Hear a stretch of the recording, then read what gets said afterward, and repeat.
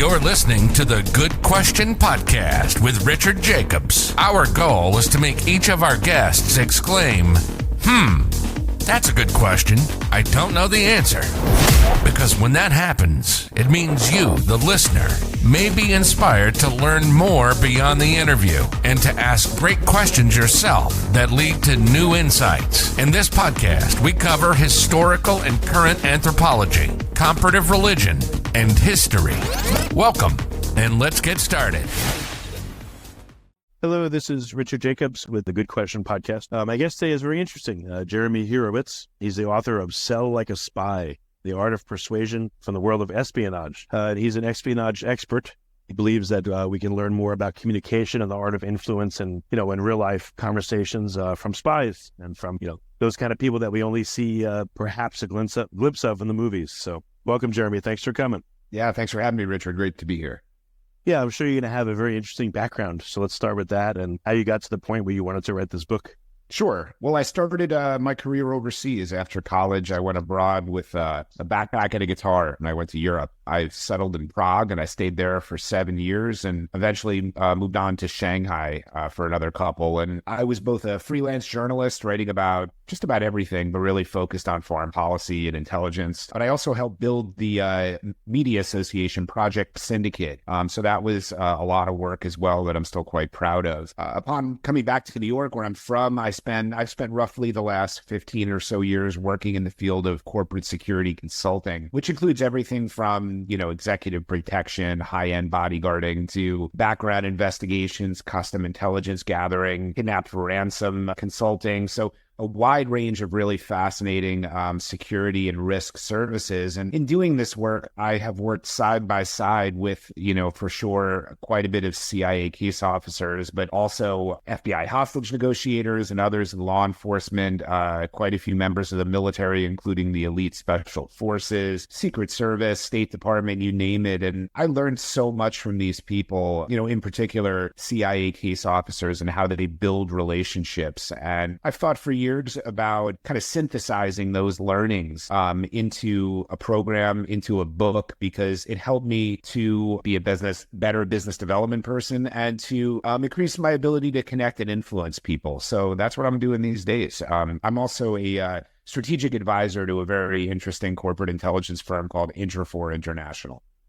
Well, let's start a little bit. So you've interacted with a lot of people that most folks never get to interact with.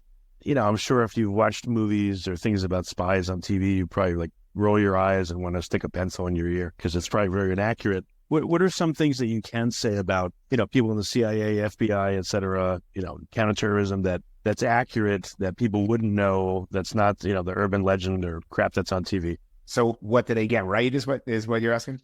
Yeah, what are some misconceptions people have and what's some of the reality? Just to give us a peek behind the curtain on what these people's day is like.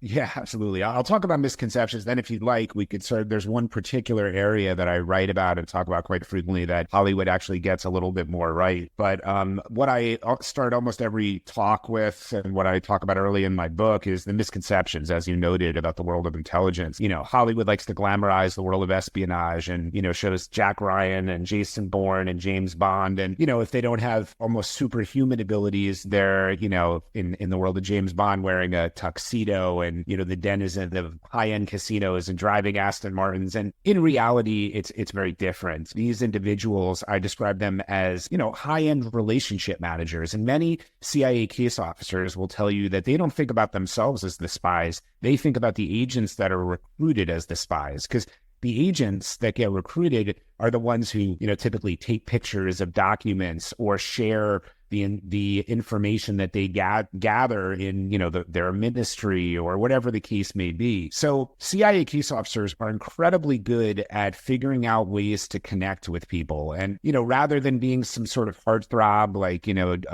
James Bond or something, and people always see the logic when I break it down like this. If you're a spy and you're at a diplomatic event, isn't it better to be someone who's average looking, that can materialize from the crowd, ask a few questions and fade away and maybe not be all that memorable, versus somebody who is a heartthrob that everybody's going to be tracking around the room, noticing and remembering? So, there's a joke amongst intelligence officers that spies are often medium everything, medium height, medium looks, and Of course, that's not a catch-all. There are many very good-looking spies, men and women. I've worked with them as well. But that's a misconception, that spies look like Jason Bourne, that they can fight like Jason Bourne, all of these things. So yeah, that's a bit of behind the curtain on misconceptions.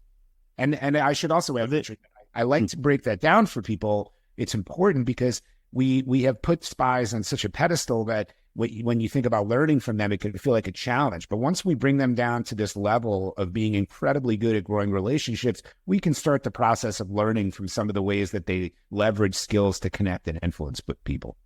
So do you want to, milquetoast people? Or I've heard of someone called like a gray man, someone that's just so nondescript and milquetoast. Like, there was a movie I remember with Robin Williams. He would work, I think it was 1 hour photo, and he was just like a ghost of a person. Everything about him was just like nothingness. So does it go that far? You want someone that's like so nondescript and boring that no one remembers anything about them? There's not one kind of, cookie cutter way of thinking about spies. I note this in my book. John le Carre, the famous spy author, talks about spies as entertainers. He notes that if I'm going to invite you to lunch or I invite you to spend time with me, I have to be somebody that, is worthy of you spending time with, right? So you don't want to be just utterly boring, right? But on the other hand, one of the skills I describe as the most important for a spy, a salesperson, a journalist is being a great active listener. And it's an enormous challenge to be a good active listener, and I describe why that is. But so the person who is less of an extrovert, somebody who can get people to talk and flatter them and get them to open up, is someone that will have a leg up on others. And that's what I think you're thinking about. And you're not altogether wrong. There are a lot of spies. I'm thinking of one in particular that I worked with, a lapsed Mormon. And by the way, the CIA recruits very specifically from the Mormon communities, which is quite interesting. But he was so good. He was of slight build, medium looks, all of those things. And he was so good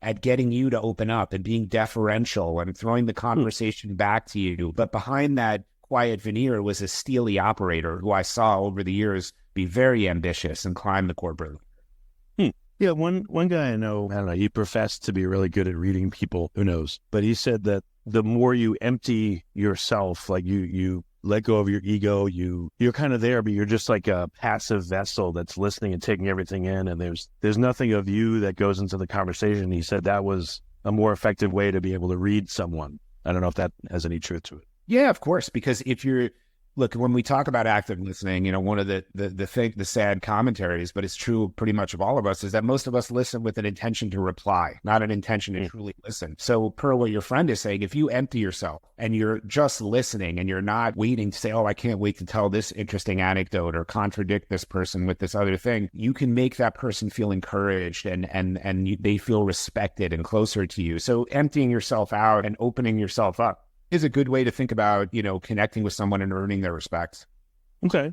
Hey, what got you to the point where you wanted to write this book? I mean, did you have to get a lot of permissions from people because it's disclosing things that shouldn't be disclosed? Or how did this idea come to your mind, and then how did it progress from there? Yeah, in terms of getting permission from people, there's quite a few people in the book who I don't use their name. There's one case where there's, I think we changed the name instead of naming the politician to karaoke with a dictator, because there's one individual who's named in the book who had to clear our conversation and what I was going to write with the CIA. That was the only case. And they redacted the section heavily. And I said to my publisher, it would actually be pretty cool to publish this section with the redactions in place. And that's exactly what we did. So I have enormous respect for these individuals. One of the things, is a slight digression, that I really am proud of with this book is being able to shine a light on these incredible professionals, their amazing skills, and their enormous patriotism and sacrifice. Because, Richard, when we see a military service member in uniforms, or we just find somebody served, we might thank them for their service, which I think is the minimum we can do. But we don't necessarily do that with spies or other members of some of the agencies I quoted. And I want to highlight their valor and their commitment to service. But in terms of how I came on this journey, I'm a person that's kind of multidisciplinary. I never really felt that I fit into the corporate world. And I've always, thought of doing other things. I'm a musician as well. And during COVID, I stopped going to an office like everybody else. And I realized how much happier I was doing my own thing a bit more. So I changed my life a little bit. I started my own consulting firm. I work part-time with the intelligence firm that I mentioned, and I really enjoy that. But I wanted to write. I've been a writer for most of my adult life, and I have this idea, and people in my life, some of whom were quite skeptical of some of the other ideas I floated, said, this is a cool idea and you should run with it. And, people are really picking up on it. So it's rewarding.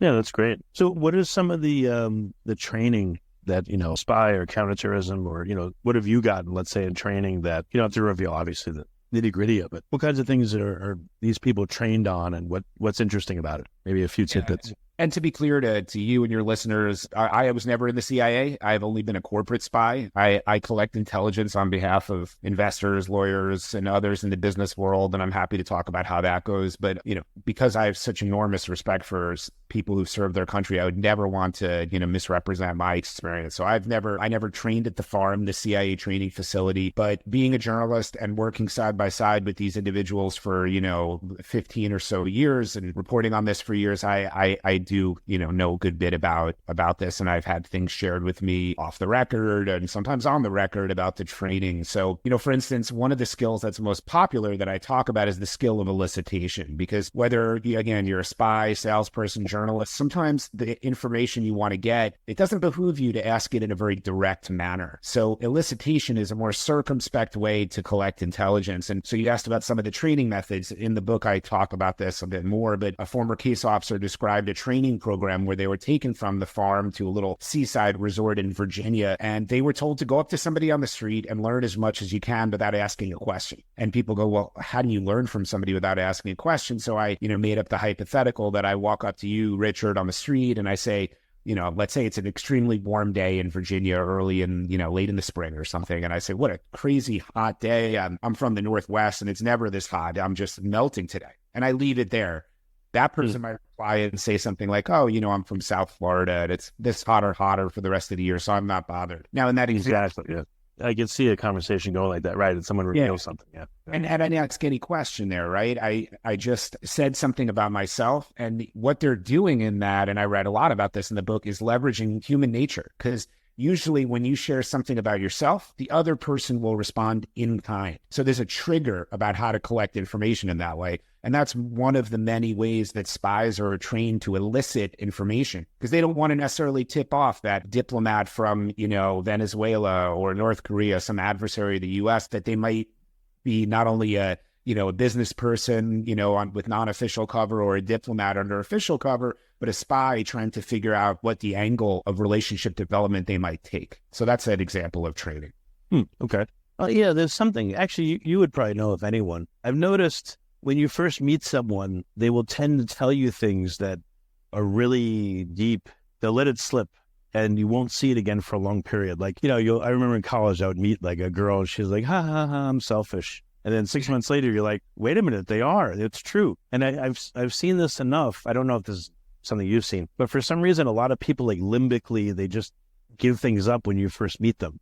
And if you watch for it, like, there's signs I've seen from people that say, like, hey, I'm going to bite you if you get involved with me, so don't. And if you don't listen to that later on, they screw you over, and you're like, oh, they did tell me. So, have you seen this phenomenon like crazy, or what do you think? It's an interesting phenomenon. I nobody's brought it to my attention in that way, but what it builds on one of the other ways that you can elicit information that I train people on, and what I tell them, and it's true, and it's apparently particularly true with Americans, that people hate awkward silences. And if you are in a conversation and there's an awkward silence, I tell people, if you're looking to get to know somebody, see what they'll reveal, don't break that awkward silence, because sometimes people will blurt things out, like, oh, I'm so selfish or something early on, because they don't want to be in that awkward silence. And I think perhaps what you're referring to there is that early awkward conversations where people don't know what to say. And yes, maybe there's some subtext where they're revealing more about themselves, and you just have to let people sort of go and wind them up and be that great listener and not be uncomfortable with those silences, and let people show who they are. Okay. So what, again, without giving away your book, what are some of the key concepts that you can just start to talk about to get people interested in the selling context? What are some things they could do that emulate what people that deal with spying or spies do to help them sell better? Yeah, one of the things I kick off a lot of my talks with, and I actually think you'll relate to one aspect of this, Richard, when I was reading about, your background and how you came to do the podcast. I talk a lot about connection, and I talk about how to overcome the challenges of connecting with people that either you don't like, they don't like you, or you're neutral. Because look, it's easy when you meet somebody that you like and you say, we hit it off, and you get to know that person and it's natural. That's one of the joys of life, right? But again, whether you're a spy, salesperson, or a diplomat, journalist, many of us are faced with trying to connect with and influence people that we don't necessarily like. And, one of the reasons I call spies the world's best salespeople is they have to make the most difficult of sales. They have to convince someone to buy into the concept of treason. And to do that, they are not only, trying to connect with people they might not naturally have that rapport with, they might be trying to connect with people that they find loathsome. And because think about it, spies have to connect with, criminals, terrorists, diplomats from some, really bad places, a couple I mentioned earlier, and get to know them. And they leverage radical empathy, finding that kernel of humanity that's in just about any human being, no matter how dark they are. It's the criminal that's actually, a devoted family man, or the terrorist that practices acts of charitable good. They will look to connect with that particular area. But, one of the things I'm thinking about and I was referring to is, I read that you had an accident, that it revealed a medical condition that you were thankful for revealing. And I had a similar, not quite analogous perfectly, but I found about 13 years ago, I had a brain tumor, and I only found out about it because I'm a very big music person and I couldn't hear well out of my right ear. And after a lot of tests, which we initially thought it might be some sort of, virus that took some of the hearing, we found out that I had a benign tumor called an acoustic neuroma that was choking off my auditory nerve. And as a result of the long procedure to remove it, I lost all hearing in my right ear. So where I'm going with this is that in my business life, and then certainly in my personal life, this has been a way for me to connect with people, because I don't necessarily just, reveal it right away. But if you're walking with me on the street, I want to keep you on my left. And if I, show up at a luncheon and the subway's made me late and my colleagues are seated and it's a busy restaurant, I'm going to ask somebody if they might swap seats with me, perhaps, so I could sit with everybody to my left. So I wind up telling people why I do this. And what I can tell you is it's so profound when I tell people this, because vulnerability breeds intimacy and humanity breeds credibility. And you show your humanity by, in part, making yourself vulnerable. And I can't tell you how many times I have shared this about myself with somebody who is wary of being sold to or influenced. And all of a sudden, I go from being a salesperson, if you will, to someone who's a human being. And, it's been said that not all of us experience tragedy, but all of us experience misfortune, and we relate to that. And again, the tendency to respond in kind happens. So someone who is keeping me at arm's length suddenly tells me about a misfortune they suffered, or a loved one, and it pulls us closer. So, I read your bio, Richard, and I thought about. So those are some of the ways that I think about and train people on connection, with a nod towards spies. And I'll just bring it back to the spies tell me this as well. They have confirmed this. They do this. One I read about in my book has a child that's on the spectrum. He served in the Middle East, where, everyone talks about family quite a bit. And he found somebody he was trying to cultivate, and he ultimately did recruit as an agent. And it started with talking about the challenges that they both had with their sons on being on the spectrum. So this kind of vulnerability draws us to sort of people. Yeah, I've noticed too. I guess I call it reason why. I've tried this a couple of times. The whole day, I'll ask someone, can I blah, blah, blah. The reason why is this and that. And I've realized, like, people's brains crave that. So if you give it to them, a lot of times you get no argument. They're like, okay, because it just makes total sense and they don't need to ask anything. Interesting. Yeah, so it's just something I tried. I thought that was very useful. It's hard to do all the time. But, I guess there's this battle too of, I'd like to know tactics to, be able to communicate with people better and not have as much friction. But then again, there's always like, well, am I manipulating them? Am I manipulating them in a good way or a bad way? Is there such a thing? Like, what are your thoughts there? Yeah, that's, a lot of my corporate clients, I have to sort of tell them, especially elicitation is the one they worry about the most. Like, I'm not just going to train your team to steal secrets, right? But, sometimes they're uncomfortable even with certain aspects of elicitation, because one of the things I tell people you could do is throw out a piece of information that might not be true about somebody, and they will correct it. So the example I always give, Richard, if we're throwing you a surprise party, you and all your friends, Richard, and it's a big birthday, we want to find out, what we want to have your favorite food on hand, but none of us can remember it. If I call you up and ask you what your favorite food is, and I'm very blunt, you'll kind of be tipped off. Why is he asking me that question? But if I say, hey, Richard, there's this new French restaurant in my neighborhood. Didn't you tell me that French is your favorite food? Let's go to the restaurant next week. You will say, sure, I'd love to go to dinner, but no, French isn't my favorite food. Italian's my favorite food. You will always be confident about yourself. Now, do I think that's manipulative? Not really. I know a lot more ways that you could be manipulative. To me, this is elicitation, and it's a more circumspect way to collect information.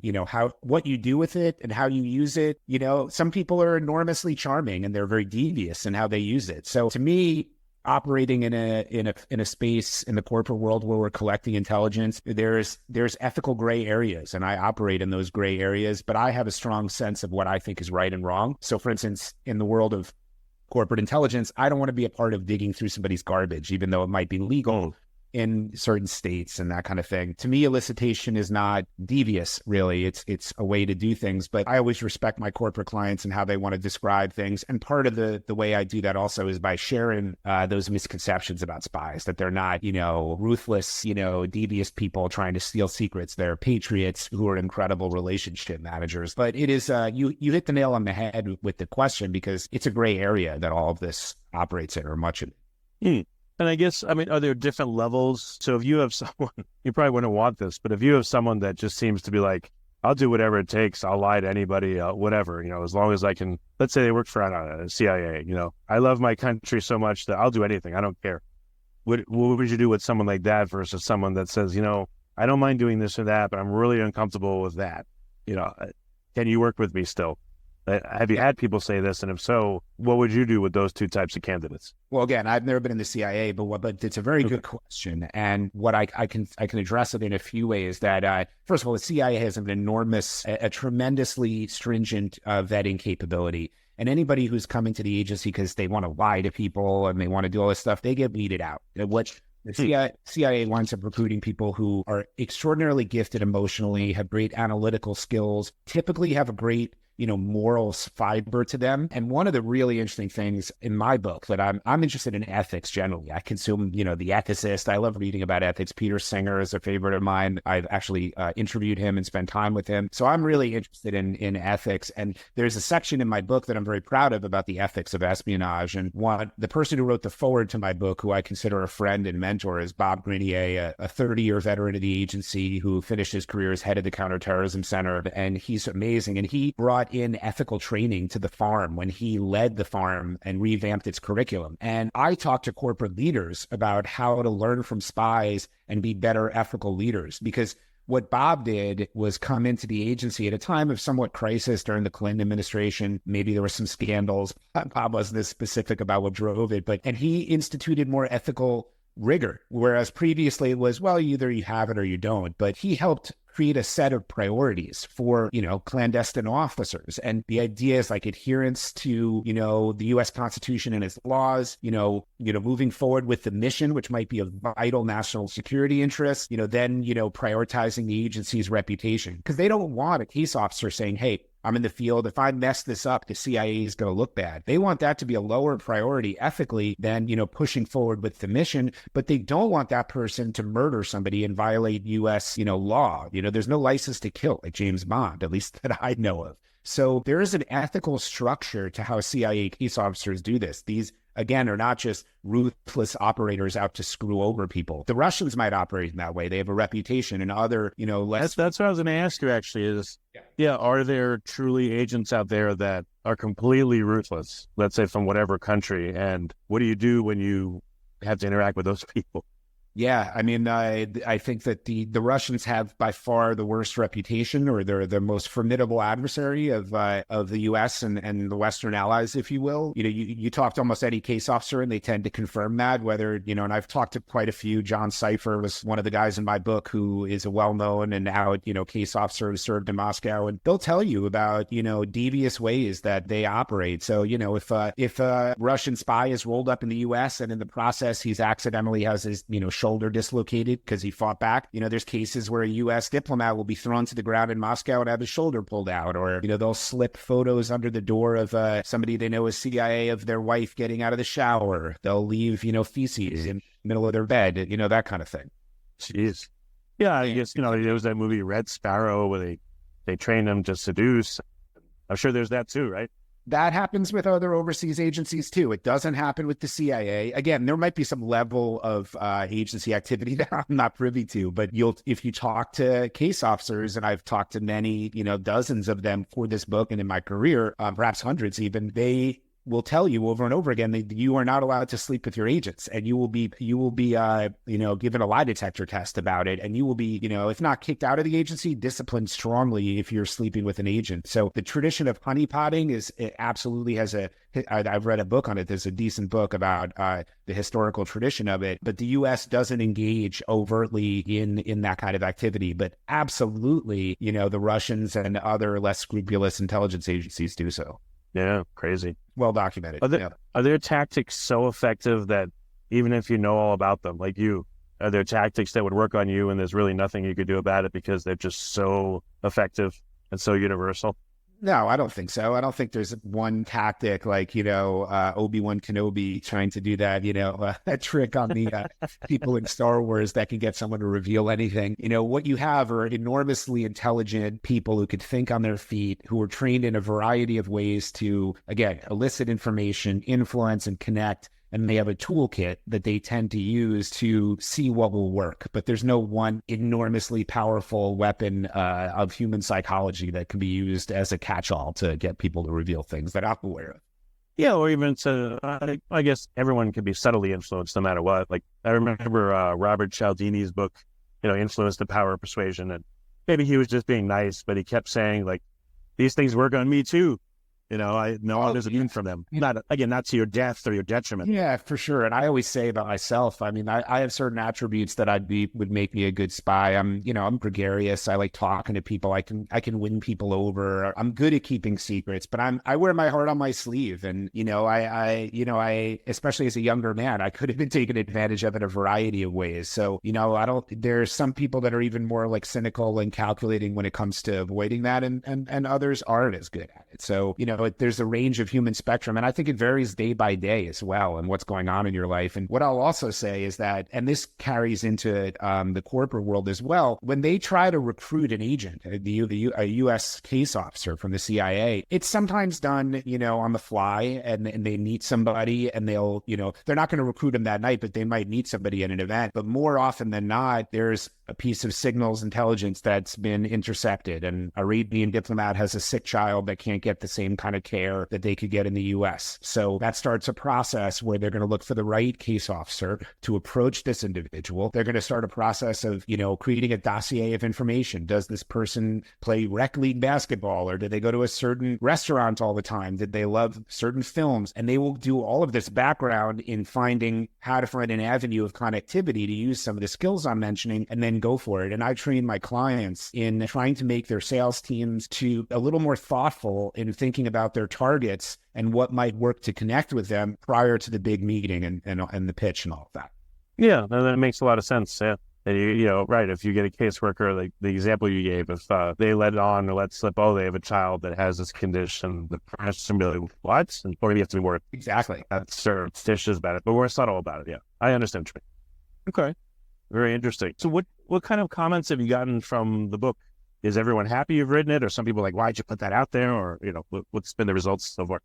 No, I haven't gotten any, why'd you put it out there? I've gotten a lot of great advanced praise. So some of the people who've contributed to the book have now read it, and they've, shared blurbs like General Stanley McChrystal, somebody I talk about quite a bit in the book, who knows about, leadership and intelligence and interrogation. And he's just an enormously influential and interesting human being. So I'm tremendously grateful to him. Ian Bremmer is another person who I know a bit, who leads Future Group, and I find enormously interesting. One of the best political minds around. He is raved about the book, and plenty of what about Peter Zeihan?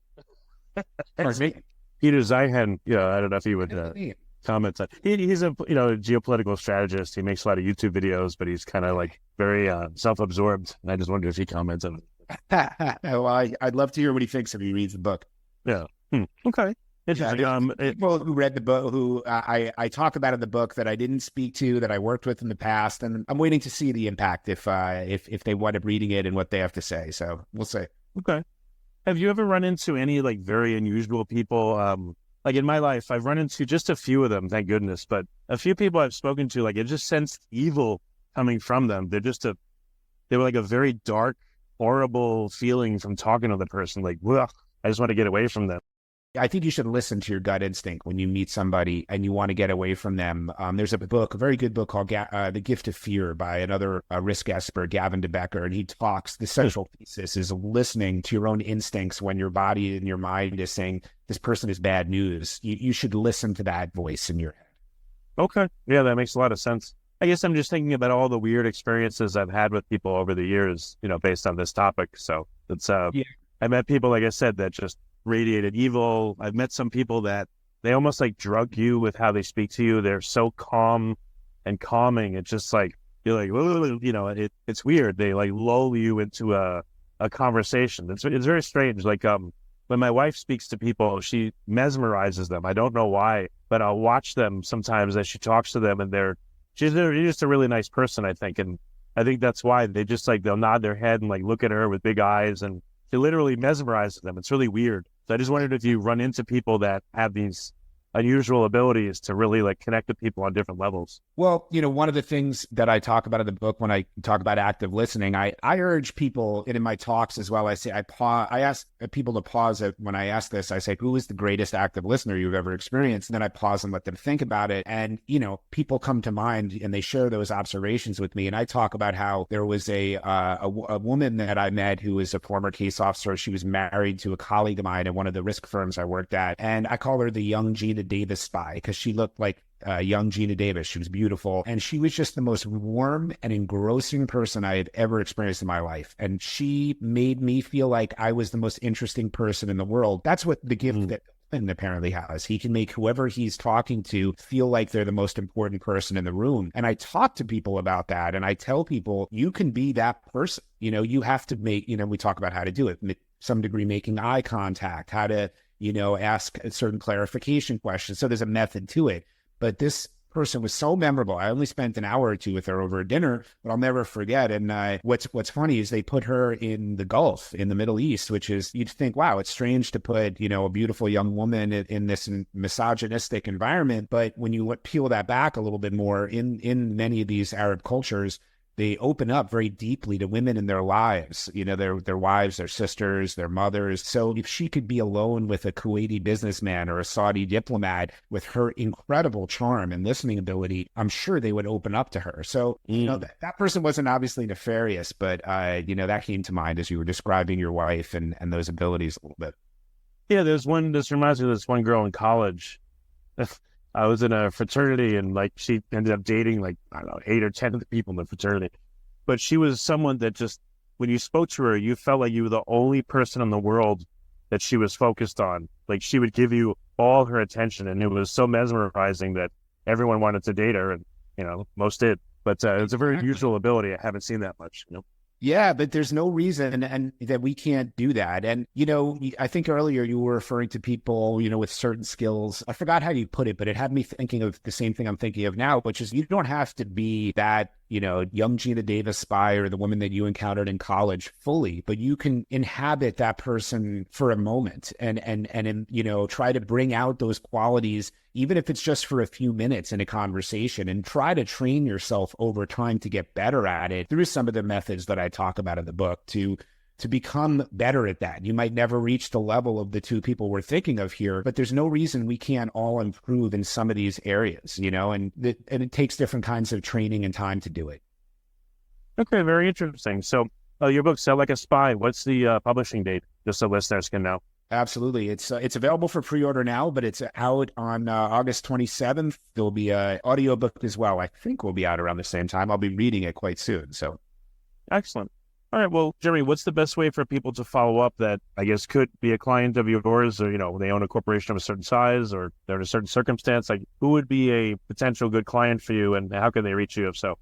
Yeah, absolutely. So of course I love corporate clients and everybody should reach out to me, but I also encourage, everyday individuals. I call these skills for everyday life too. So, I talk about how these skills can be helpful with dating and relationships and dealing with your kids and your neighbors. So I'm hoping this has a broader impact than just on the corporate world, but anybody can reach out to me. My website is selllikeaspy.net. You can find me on LinkedIn, on Twitter. I'm at selllikeaspy. And, I'd love to hear from people. Well, that's great. Jeremy, thanks so much for coming on the podcast. It's been a very interesting call. Appreciate it.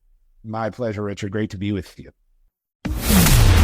Thank you for listening to the Good Question Podcast. Please email support@thegoodquestionpodcast.com if you have any referrals to great guests for us to interview. Visit thegoodquestionpodcast.com to hear more interviews. And please help us spread the word by rating and reviewing us on Apple Podcasts, iTunes, Spotify, YouTube, or wherever you listen to this podcast.